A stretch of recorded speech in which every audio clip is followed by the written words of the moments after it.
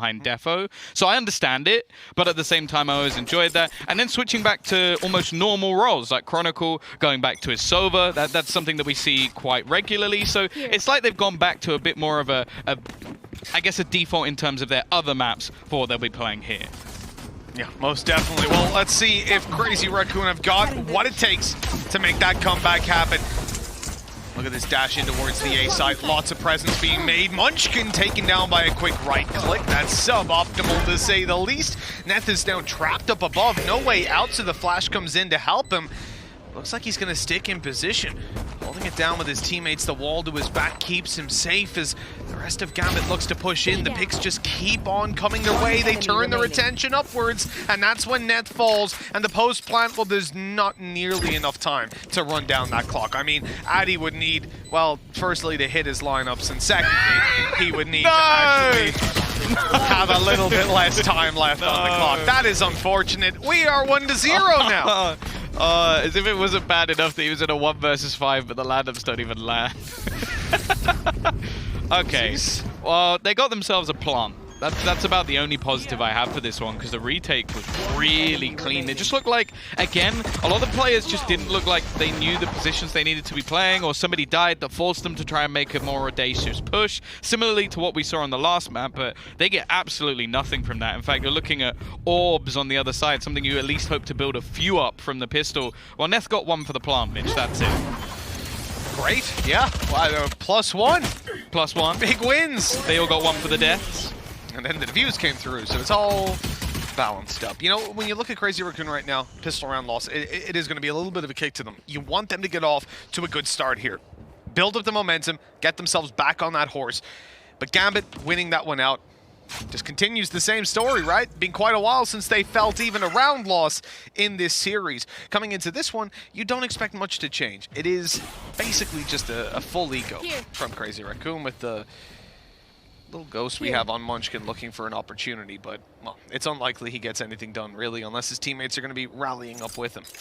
Yeah, Nats as well has a pretty ratty setup when it comes to just peeking this angle a little bit more aggressively, like having the one-ways available and then also just having his snake bites to try and clear out any positions of aggression. They have, however, managed to avoid a lot of it. The problem is he's just slowing them down so much, so eventually it's just going to come down to them attempting to try and rush into the site. If they can pick him off, that would be great, but I wonder if he has just spotted maybe a little bit of information, because the rotation is now starting to swing that way. Here comes the wall. Easy clap for GAMBIT on the back site. Nats is now in trouble, but Redgar steps up to help out, and this is just looking like another flawless round. A Prime Gaming flawless out of GAMBIT, 2 in a row to put them up in a pretty strong financial position, you could say. I mean, they have lost literally nobody. Yeah, I remember, I think it was Pampok last time when we were in Reykjavik.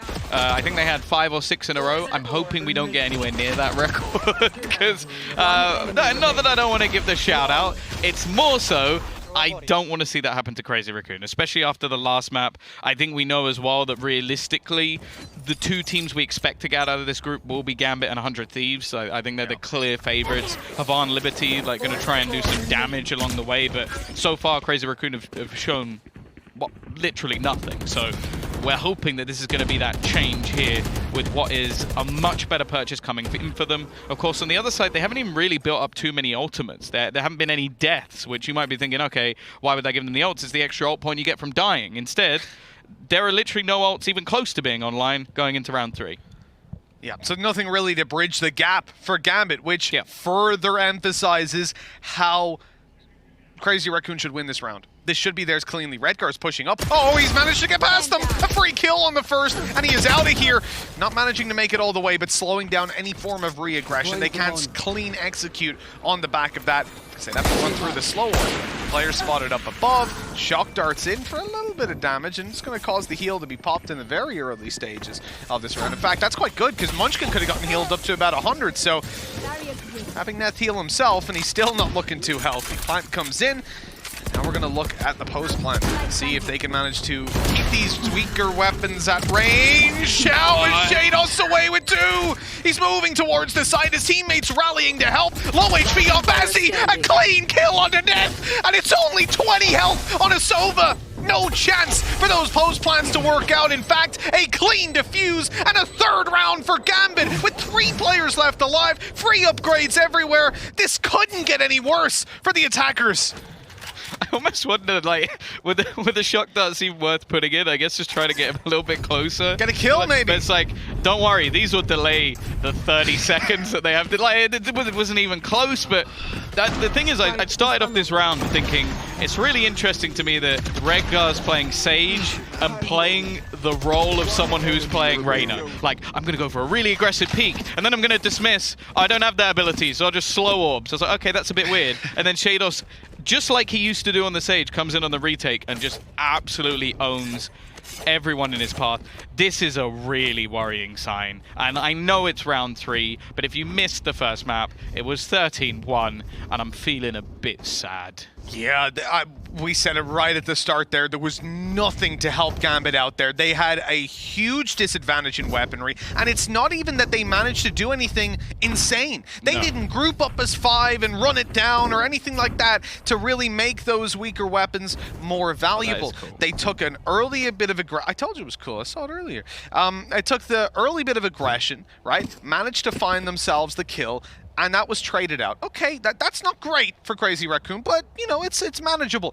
How do they manage to get a double kill from backside? How is Shados able to, with a Spectre, take a range duel versus 2 players that are actively looking at him and kill both? That's ridiculous. Isolating each duel 1v1, sure, but come on. That is not a fight that they should be losing. And a timeout, first tactical into a technical called here for Crazy Raccoon.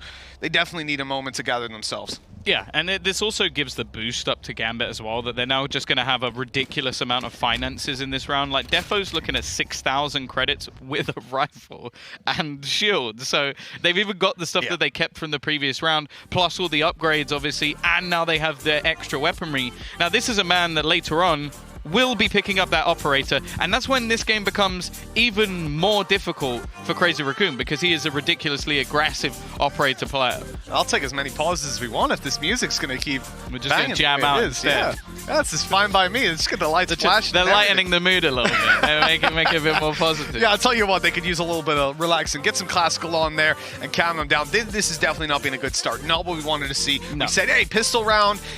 Losing that isn't the end of the world, but that third round, that is one that you absolutely have to win. And now it becomes so much harder for Crazy Raccoon coming out of this pause. They are, yeah, well,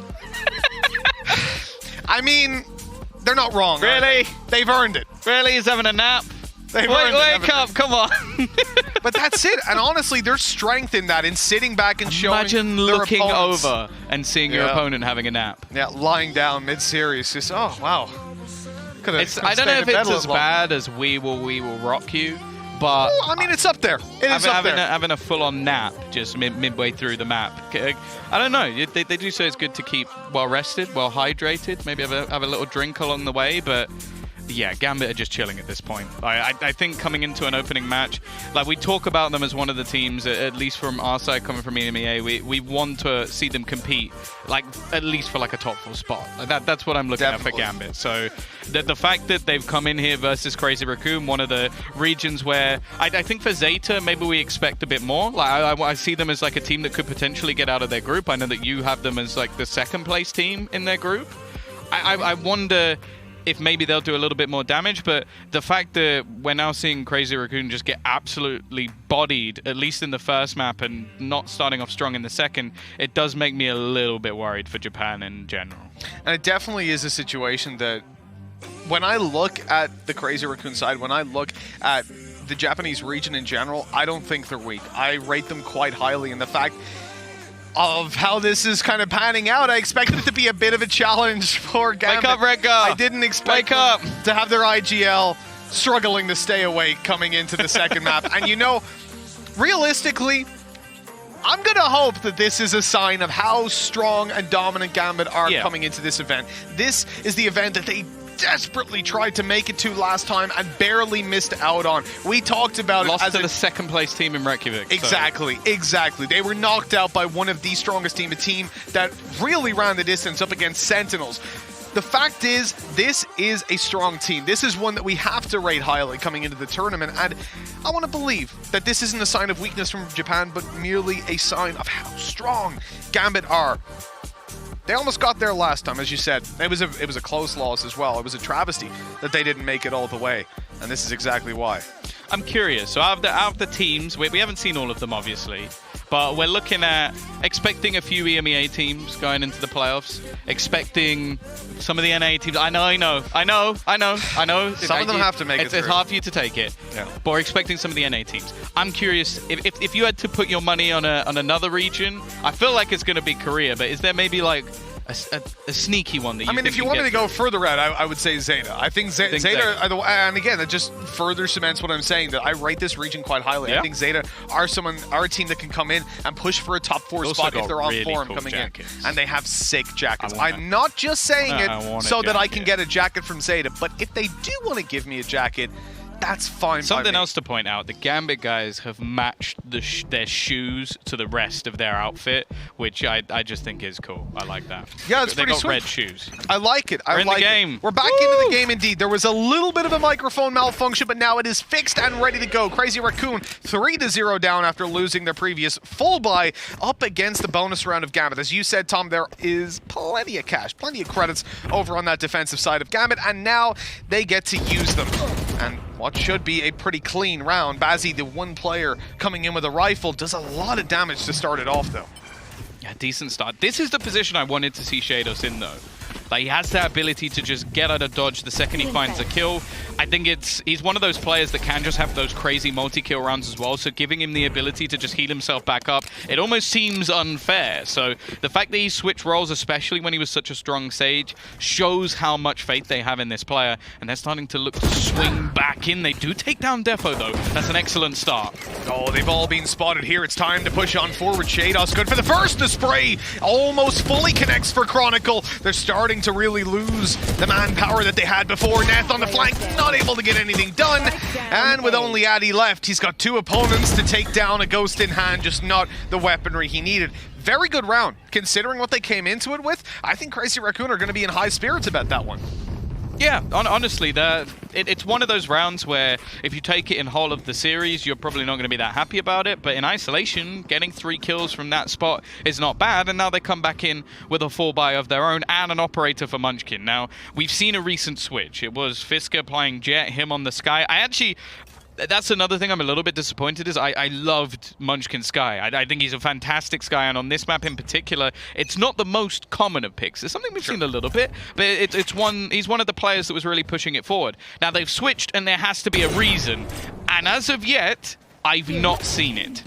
This is interesting. The mid push coming out of GAMBIT, they've got a drone going down to clear. They already had Shados ready to take a fight, and he was pursuing it. Now that they've spotted absolutely nobody here and pushed down A, this is going to be a full-on B stack. They'll be ready to go in for the retake, and they hope that the Viper utility will be enough to keep Crazy Raccoon back, but it isn't. They've pushed into the site, they've got the control, and as they look for the plant, they lose Munchkin right away.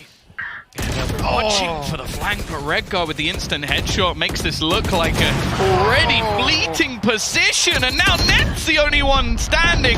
At least he's denied them another flawless round, but the fact is, it's 5-0, and GAMBIT are making this look easy. That was the buy round for Crazy Raccoon that I thought they could do a lot of damage on. They isolated a lot, they avoided getting caught out by the A or the mid pushes. They got to the site before there could be a stack up. I mean, they did a lot. They didn't stop the information from going GAMBIT's way, but they countered it perfectly. They got the site, they watched for the flank, everything there was textbook.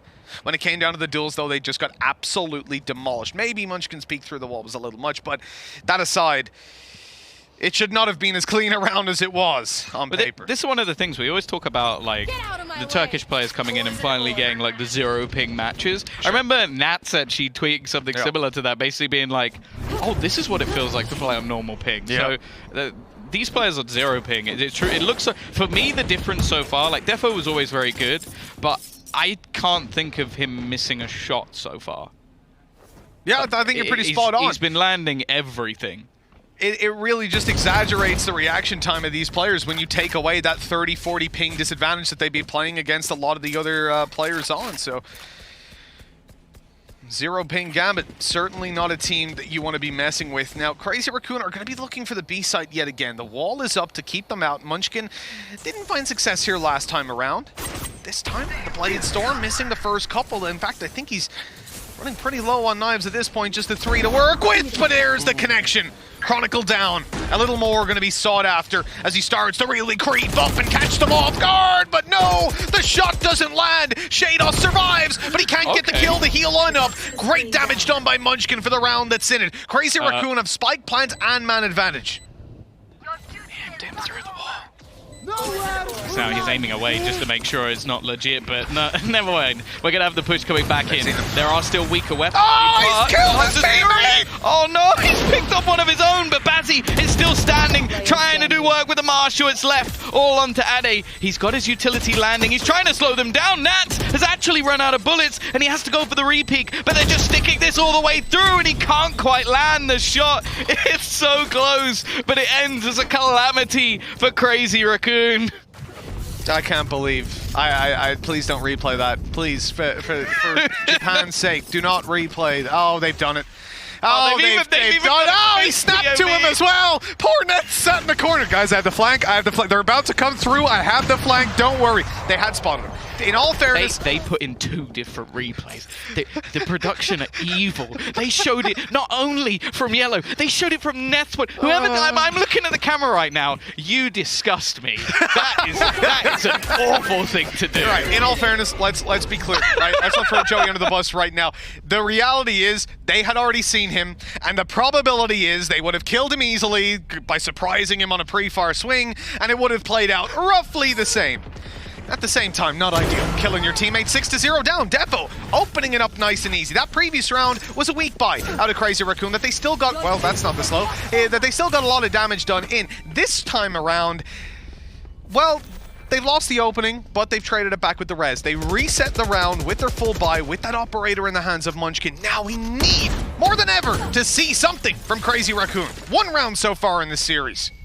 The problem is, again, we can start to see these gambles back in the other direction with the fact that we've already got the Viper's Pit locking out B. But there you go. Defo's been taken out. Munchkin stepping up with the operator. He's instantly red guard. Okay, that might be a little bit of an ego peak, but I guess with the teammates he's got behind him, he's still feeling confident. Just going straight in for it, man, on top of the rope.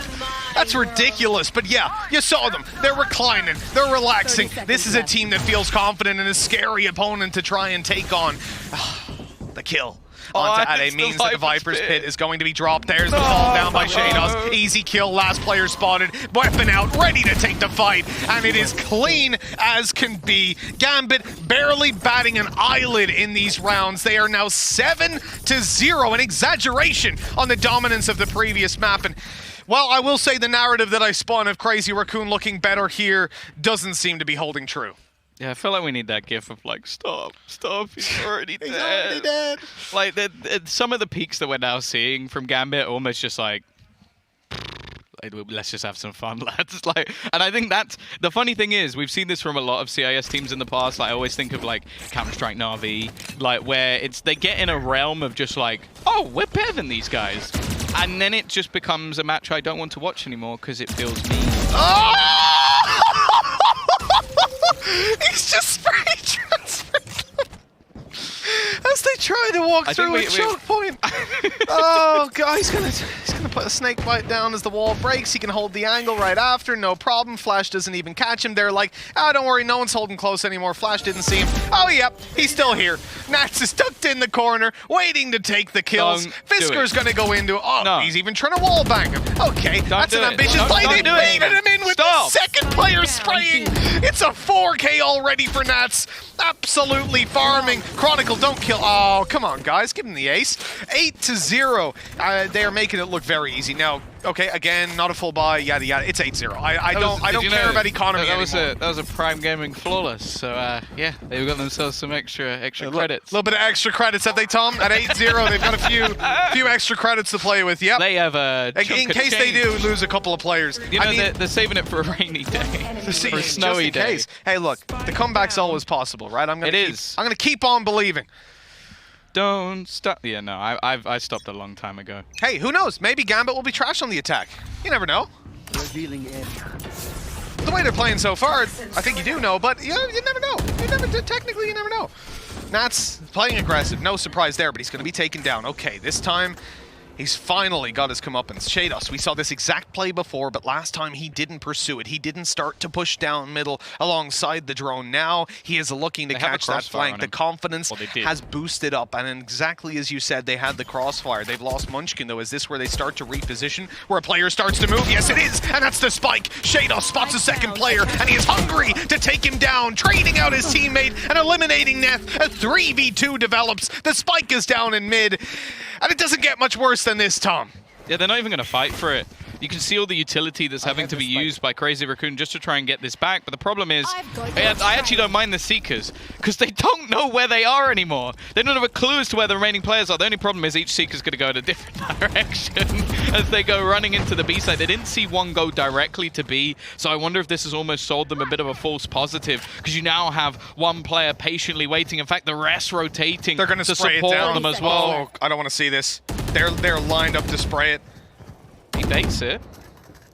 Oh, Defo's playing with the Blade Storm, waiting for that peek. That's just disgusting. Absolutely filthy out of GAMBIT. And it just gets to the point where you're like, what? 9-0!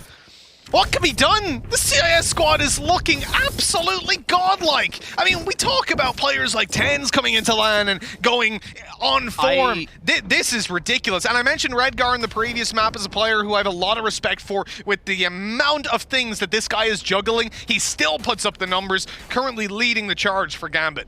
Yeah, and he does it on a multitude of different agents as well. Even Phil's a lot of the time. Yeah, I also want to point out, I never want to see Fisker like play Sky. I want to see them swap back. I don't understand the swap. It looked better as it was. He has missed. Add one to the counter. We have actually seen a whiff from Defo, the first of possibly no more to come. Chronicle's gone down, though. That kill would have been so valuable in the early round. This is an opening for Crazy Raccoon to get in there, running out of those knives. Redgar's having a tough enough time, forced into the reload and taken down. At last, we're actually seeing Crazy Raccoon get on the site, but have I jinxed it? Have I ruined it? It looks like Shados is here to fight. Arena up on top, spots Neth down below, drops him and peeks out for more.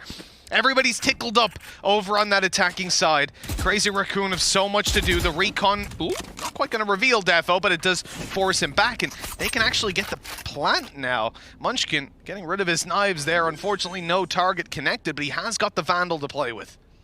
He's in a decent spot. I don't know if they'd expect him to be this close. The peak comes through and he has to give it away. Now his teammate's desperately low, but it's a fairly even playing field at the moment. The best chance we've seen from Crazy Raccoon, and Munchkin is actually going to take some ground, try and sneak his way through. He's already found himself one. It's left all onto Nats, potentially ending the chance for that 13-0, and they will get a round on the board. It is Crazy Raccoon, just 8 rounds behind now. Just feel so disingenuous, Tom. That was legit. Hyping him up. Okay, sorry. Yeah, my bad. You said that there was going to be a comeback in this game, and Mitch would never jinx anyone. No, never. Redgar got hard done there, stuck in the corner. Munchkin did such a great job, though. Repositioning. This fight was a little bit eager, but I mean, they were 9-0 down. They won the round. Time, why not? Doesn't matter. 9-1. We're rolling on in. Now, GAMBIT, surprising. I know everyone at home is going to be gasping. They're not on an eco here. They've actually got a couple of credits. There's all those flawlesses. Shados is going up. He's been spotted, though. Great recon to stop that aggression, but then they walk right into the operator. Did miss that one. Not really that surprised. It was a blip on the radar for Defo as they attempt to try and re-peek into this one. 3 versus 5, and it looks like we're back on track for what is a ridiculously dominant half. Wall into mid, giving extra space and almost disallowing some of the rotations that Crazy Raccoon wanted to go for. They're going to break it, but it is wasting a fair bit of time, and they've still left players lurking around that spot. No reason for Nats to rotate. And Shados is still getting aggressive. Yeah, the feeling of this map, the feeling of this series, really, it just looks like Crazy Raccoon are being outclassed, and I don't think that this... Do you know that was a Prime Gaming flawless? So does that mean they've got extra credits now? Yeah, that means they've got some extra few credits to spend. Yeah, good lads. We do go with the arcade all week long. We do love a Prime Gaming. We absolutely do. I'll tell you who doesn't. The Japanese fans the team, now. Yeah, the team not having that's a great getting time. flawless on. Yeah. That's what we're calling it. Flawless on. I like it. I like it. They've been flawless on. Well, at least they haven't been flawless on in the entire map because they've already got their round on the board. Let's see what more they can do with weak weapons yet again. Final round. They're forcing up what they can. 2 Vandals is all that they're able to pull out on this attacking side. What's more, looking to find themselves a second round to close out the half and make that pistol at least a little bit less pressured. It's Redgar up close. The rest supporting from further back. They're not going to check it at all. Oh, they did! Fisker Skyer not is able to get that one done, but now they deal with Nat's shock dart, snake bites. He's got 2 HP left, and he's still going out to fight. This man just doesn't give up, pumping in the Viper's Pit to keep them at bay at least a little longer. The shock dart could have taken him down, but it won't. Not this time around, and now any notion of going towards the B site pretty much fades. Oh no, they have Defo holding onto the cross as well alongside Chronicle, so at this point there isn't really anywhere for them to go. Just in case they've somehow crossed. I think he's actually switched and they'll see the smokes, but there's a gap in it. There's a big gap in it for him to try and base into. They're going to try and peek versus Chronicle, and hey, they get the trade, putting it into at least a winnable position, but he's just so damn fast. Defo is going to put it down to Ade. Now his counter Viper has 2 HP, but he's also Nats. And he's a bit of a rat. He's inside a Viper's Pit, which is the worst part about this. He's holding that close angle as he walks on through. The steps are being made. 10 seconds left. He's got to run, and he will be taken down. 11-1 as we close out the first half, and there are no smiles to be seen on the Japanese side of the stage. This is a tough pill to swallow. After the first map, I wanted to believe that this was just the GAMBIT domination when it came to Bind, but in fact, this team is looking like there are very few flaws, even when they're playing a loose game. This is not even GAMBIT tightened up. We saw them reclining back, chilling out, making very aggressive plays out of the early round, and there's been no punishment on the other side.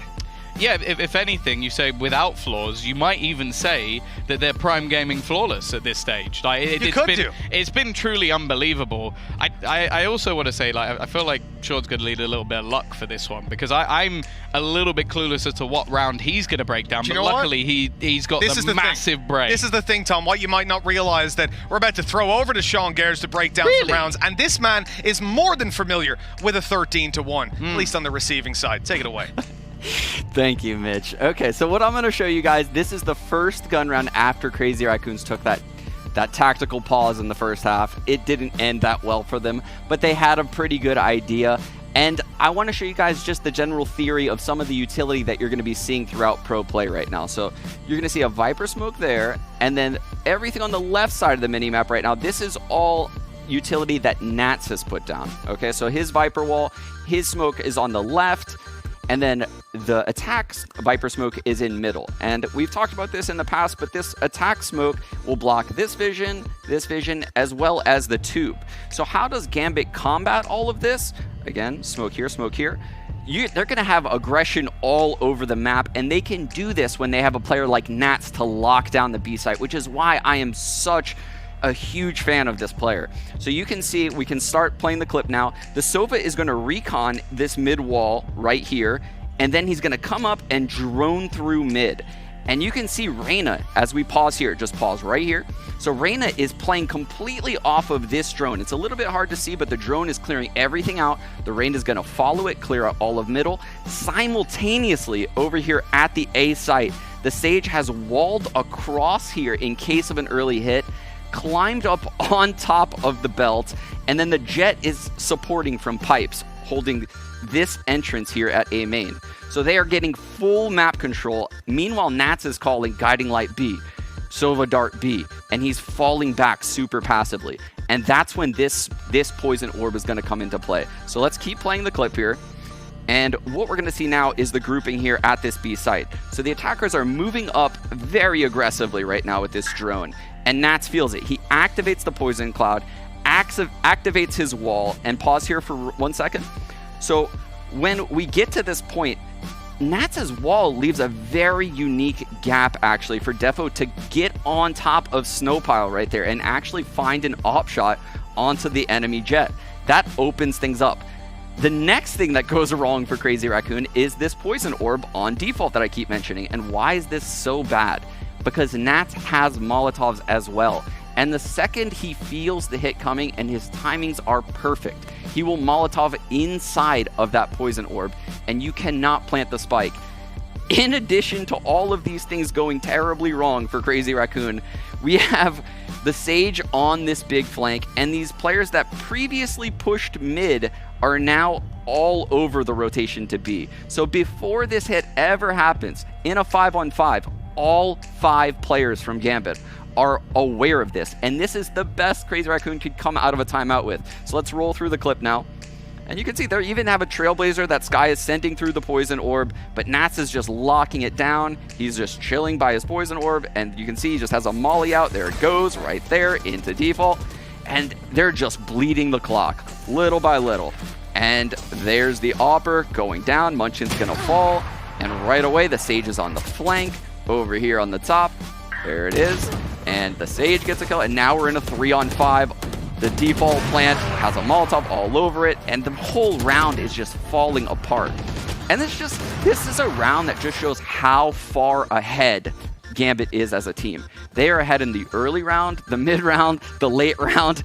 Their positioning is phenomenal. So in order for Crazy Raccoon to come into this game, I don't know what they're gonna have to do, but they're looking like they're in a rough spot, Mitch and Tom.